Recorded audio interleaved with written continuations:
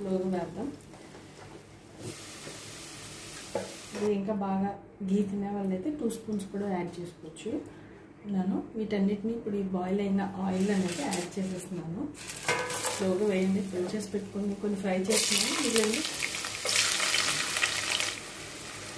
అల్లం వెల్లుల్లి paste add చేద్దాం. అల్లం వెల్లుల్లి పేస్ట్ ఆల్సో ఇందులో యాడ్ చేద్దాం.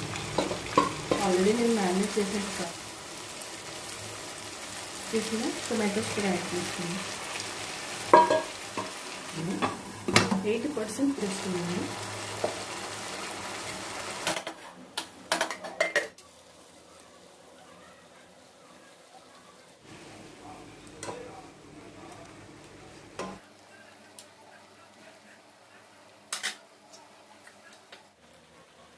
టైట్గా లిడ్ మూసేసాను.